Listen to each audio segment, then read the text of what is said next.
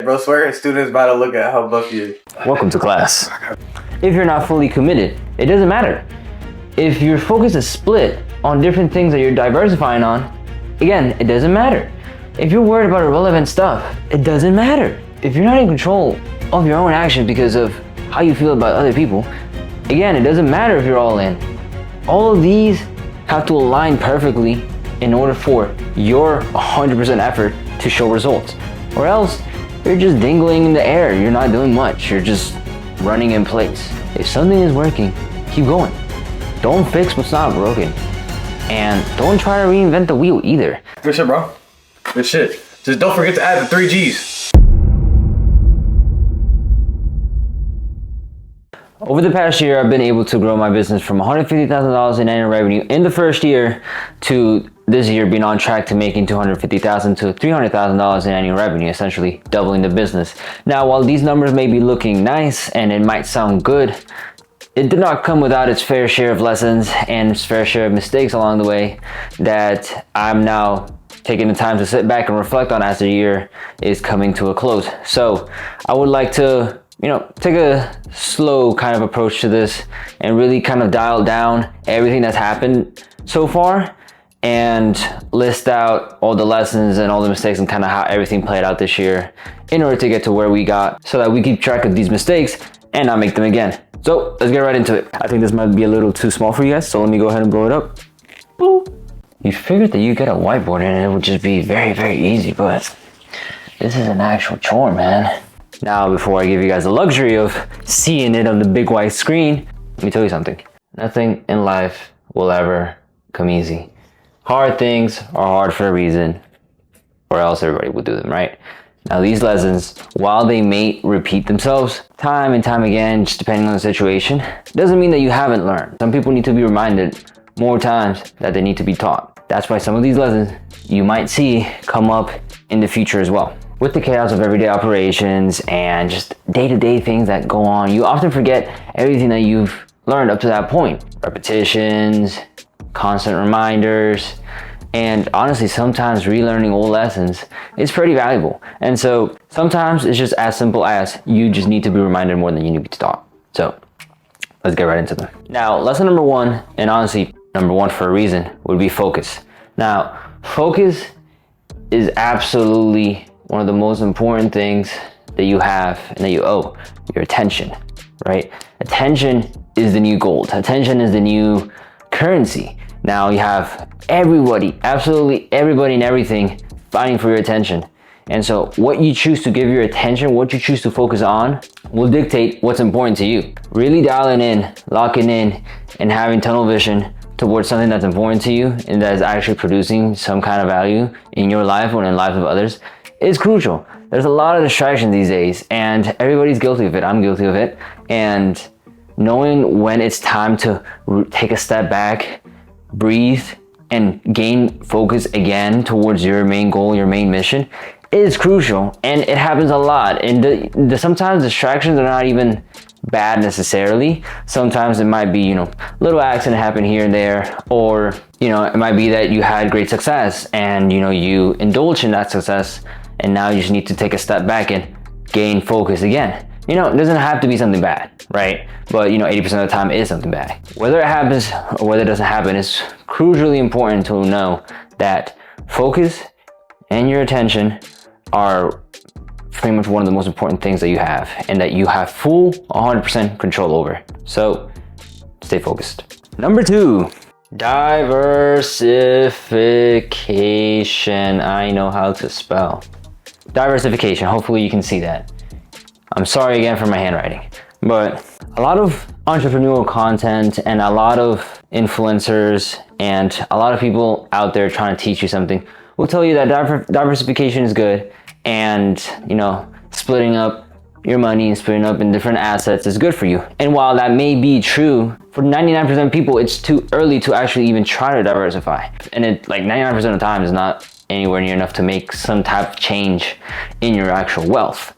And so really understanding when the right time is and understanding in what to diversify, right? Because you can't be a jack of all trades. You're a human. You can't multitask, and you only have so much money, you only have so much attention, you only have so much time. Really understanding that those three main assets cannot be split up into too many things at once, and to just focus on one single thing is very, very important, right? And like I said, this doesn't even have to be with just money. Like it, again, your attention, your focus, and your time, because time is something that you're never gonna get back. Attention is something that you have full control over, but everything else is, again, fighting for it. And then money, you have a limited amount of money. All of us have a limited amount of money, right? Even the richest person in the world has a limited amount of money, even though it's in the billions. If he chooses to diversify into a billion different things, guess what? He's left poor. That's why the richest person in the world is, he has a mission, and every avenue he takes is towards that mission. That is having the right focus and knowing what to diversify in at what time. Next lesson, number 3. And this kind of, again, plays with diversification, is the actual concept of relevancy. Now you might be like, oh, relevancy, what do you mean, man? Everything's relevant, everything's important. Now, essentially, same thing as diversification. Knowing what is relevant to you and knowing what's important to you, knowing what is actually worth spending time in, is crucial. And it's something that you might wrestle with. I wrestled with it. I've thought a lot of things that I had in my life were relevant to what I was trying to get out of life. And it turns out they weren't. And I wasted a lot of time. I wasted a lot of money. I wasted just a lot. All that waste could have otherwise been used into focusing on the mission. You're gonna find a pattern that all of these lessons revolve around your mission, right? And the thing is that when you start in a business, whether your mission is to, get rich, retire yourself, retire your parents, this and this and that, or is it because, you want to give jobs back to the community, or whether it's because, you just want to help out people, whatever your mission may be, not losing sight of that mission during the chaos is important. And knowing what you're spending your time and energy in, knowing what's relevant is crucial, because there's a lot of things that are just wasteful. There's a lot of things that are not worth your time, and those things are irrelevant. Therefore, relevancy. Now, number 4, we have control. Now, again, these lessons all play within themselves, right? So, more focus you have, the less diversification you will have, the less irrelevant stuff you will pay attention to. Therefore, the more control you will actually have over your assets, right? Like we talked about, your time, your energy, and your money. Or your time, your attention, and your money. So all of these play into themselves, starting at the most important one, focus, right? Again, focus goes up, diversification goes down because you're focused on your mission. Therefore, the irrelevant parts of your life will go down because, again, you're focused, and goes again into the point of control because you have full control over your time, money, and energy. Now, why is this important again? In life, there's only so many things you can actually control. You can't control other people. You can't control how other people react, what they do, whether they choose to buy with you or whether they choose not to buy with you, whether, an employee tries to show up on time or not. You can't control people. What you can control is the work that you put in order to make other people care about your mission, or build a culture that actually cares. Now that's different, because once you give a person an incentive to actually stay with you, and when you give a person an incentive to care about the work as much as you do, that's something you can control, right? Because of your offerings, because of what you're offering to that person. That value exchange of, hey, listen, I know what your dream is, and I will make your dream come true as long as it's all within the mission. And therefore, all I require from you is, showing up on time, taking care of the work, make sure you're doing good quality work. Like that is something, that exchange, that transaction is something that you can actually control. And so those are things that you should focus on and work on. What people may think of you, what people have to say about you, like, who cares? You can't control that. You literally can't.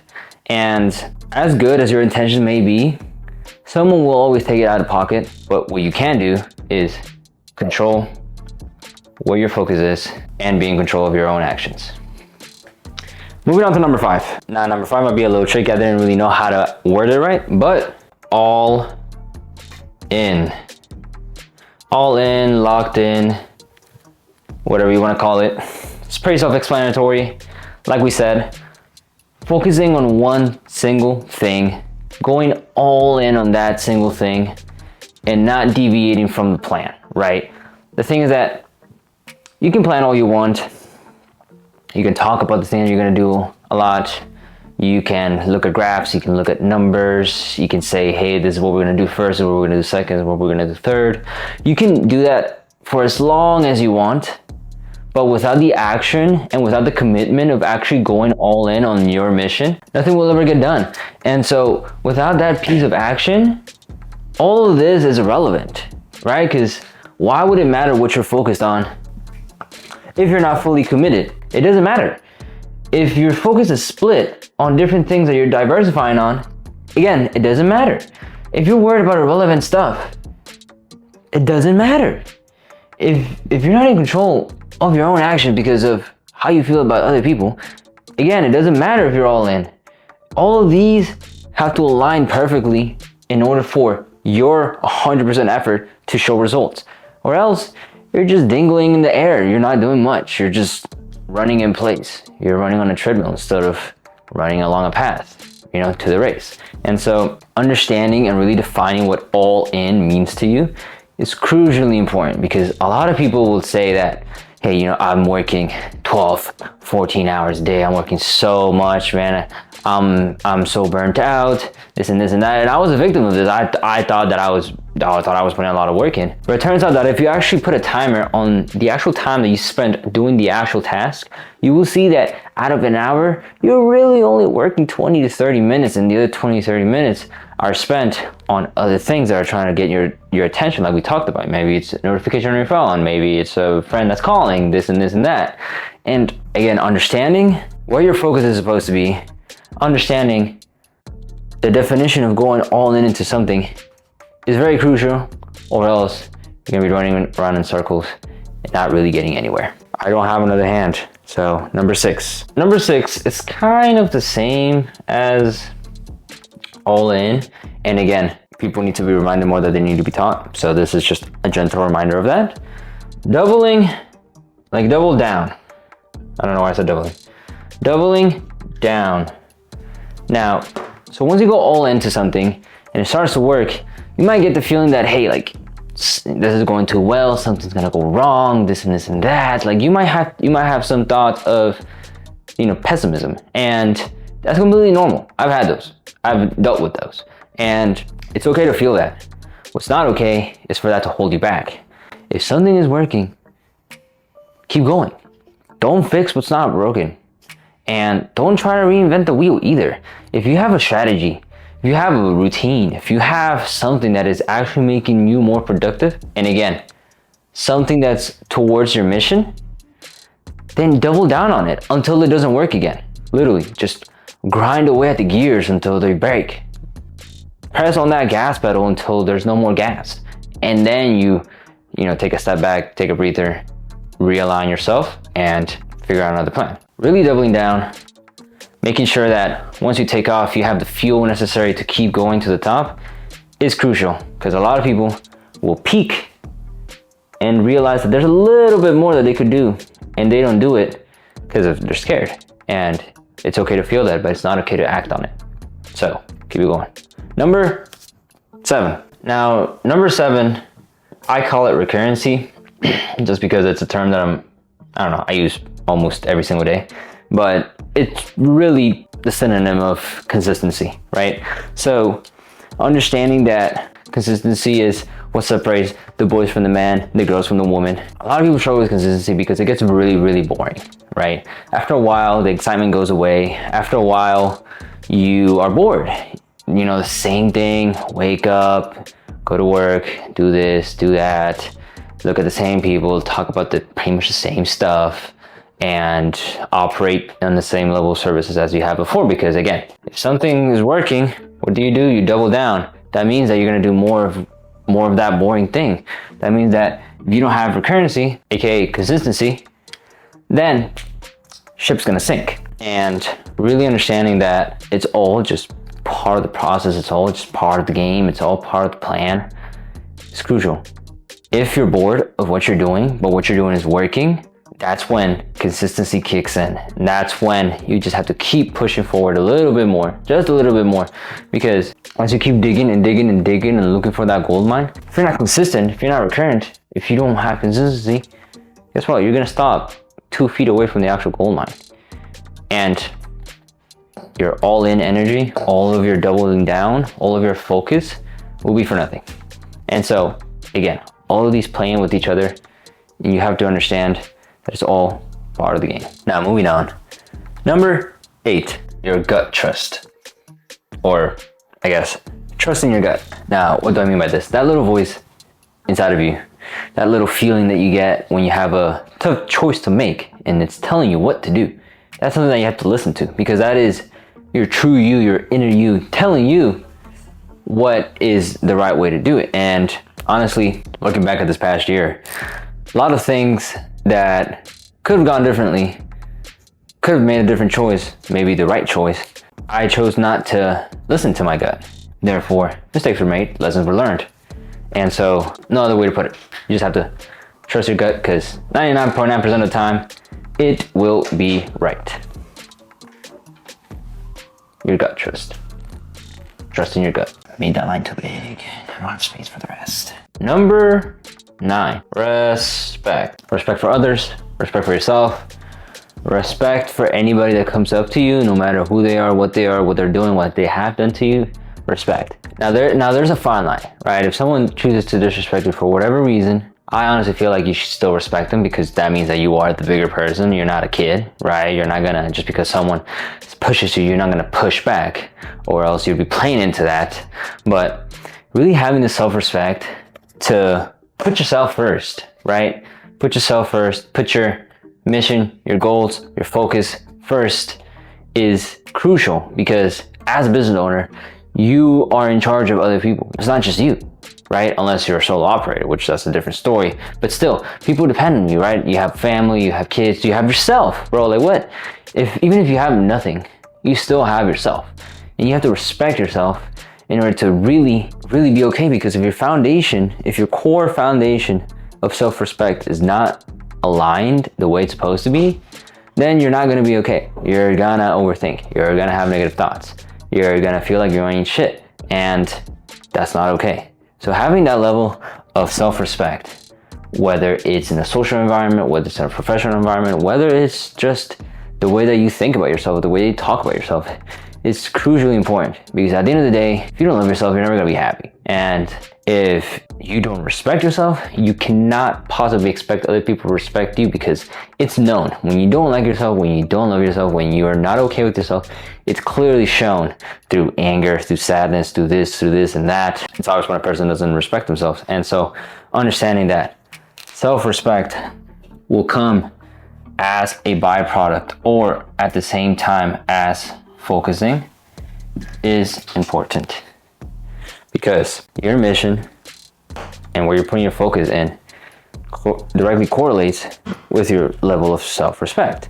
Now, why? Because the higher self-respect you have, the higher your standards are. The higher standards are, the higher your goals are. And the higher your goals are, again, the higher your mission is. Therefore, the more focus you need. And so, if you don't respect yourself right now, I would say build yourself up. Go hit the gym. Go get good people behind you. Get a great community. Eat good, at the bare minimum. And as you see progress start happening, you will start to respect yourself more, because now you're worth more to yourself, right? Not even talking about other people. You're worth more to yourself. And so the more you start valuing yourself more, again, the more your self-respect will go up. And therefore, the more your focus will go up, because you're not worried about how you're feeling anymore, because that has become a standard. Moving on to number 10, expectations. Now, this is a little tricky one. Your expectations of other people should go down, but the expectations for yourself should go up. Why? Again, going back to the control. Because you should only worry about things that you can control. You cannot, for any reason, care about things that are outside of your control, aka other people, right? So your expectations of other people need to go down, while expectations for yourself and what you can control and the things that are outcomes due to your own actions those expectations should go up. As a matter of fact, they should be astronomical high, because only you know what your true potential is. And once you start, again, going back to focus, once you start focusing, once you start going all in, once you start doubling down on something that works, you will really see the fruits of your labor start to flourish, and therefore expectations will keep going up even more. Number 11, remember I have one hand. Number 11, something that we've kind of been talking about a little bit when we talked about going all in and doubling down, is your action. Now again, you need to be reminded more than you need to be taught. So let's circle back real quick. Your focus goes up, your diversification of things that are irrelevant go down. Therefore, you have more time, and you have more time, energy, and money to care about the things that you can actually control, which means that something works, you go all in, which means that you double down if that works. Therefore, your consistency will go up, and therefore, since you have self-proof of something working, you should trust your gut even more. When your results start coming in, self-respect goes up. Therefore, when the self-respect goes up, your expectations go up, because now you have higher standards for yourself. And it all comes from a simple action, right? So the more action, the more repetition, the more things that you do, the more likely it is for something to actually happen. Let's head on to number 12. I'm actually running out of space. So number 12, we're gonna put it in the middle. I'm gonna erase this little heart. Now, number 12 is overthinking. Now, overthinking is a bitch and a half, right? Oh, you can't even see it. Overthinking comes from a lack of trust in yourself, trust in what you're doing, trust in what you're saying, trust in what other people might think of you because of what you said or did, or even just a lack of proving what you can and cannot do, right? Because let's say that you are in a job interview, right? And you didn't bring your resume, and you are not prepared for that interview. Therefore, they ask questions, and while you may know the answer, in that moment, you're nervous because you're unprepared, and you flunk it out. And now you're overthinking, man, dude, I messed that up. The person's definitely not gonna like me. I'm definitely not gonna get hired, this and this and that. And the thing about overthinking is that it just gets worse as you play into it more. And this can be a very, very deterring factor in your life overall, not even just business, because overthinking leads to inaction, and inaction leads to failure, because you're not making any action towards the actual problem. If you have a problem and all you do is overthink about it and not do anything about it, you might as well just give up, right? Because at this point, you're just bleeding out. You're bleeding out, and you don't even have a Band-Aid. You're just thinking that I'm bleeding out. You're not doing anything about it.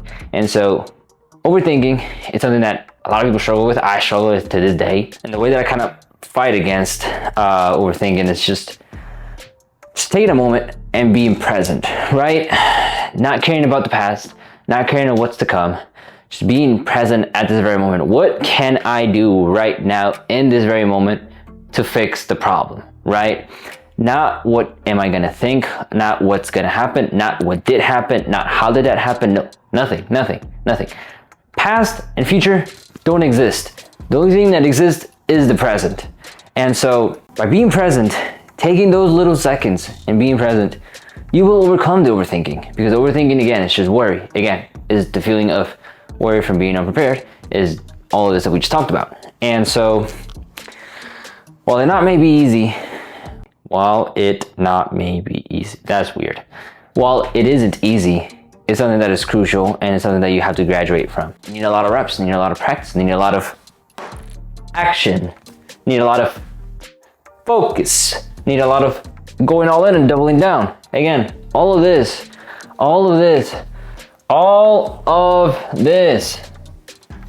is tied together to help this, because overthinking has killed more dreams than lack of money, lack of willpower, and lack of trust. To wrap this up, I want to leave you with one thing. Apart from understanding that you need to be reminded more than you need to be taught. Understand that lessons, mistakes, all of this is all just part of life. And it's all okay. It's okay to fall down. What's not okay is to stay down. And the difference between a loser and a winner is that the winner got up one more time than the loser did. When you get knocked down, not if you get knocked down, when you get knocked down, because you're gonna get knocked the fuck down. When you get knocked down, get up, fix yourself, put your chin up, and smile. Because this is part of the game. It's part of the journey, and it happens to everybody. You're not special. You're not special at all. Everyone goes through it, and understanding that it's not an L. It's a lesson. You didn't lose anything. Matter of fact, you actually gained from that loss. And knowing what to do with that is important. That's why these 12 lessons are very important. And you'll get a reminder of these lessons throughout life. Your focus, diversification, irrelevancy, control, all in, doubling down, recurrency, gut trust, respect, expectations, actions, overthinking. All of these are things that you will see throughout your life. And the more you recognize these, the better it'll be and the easier it'll be to get reminded and to put into action a solution. And with that, I'll leave you guys. Thank you so much. See you next time. Just don't forget to add the 3 G's.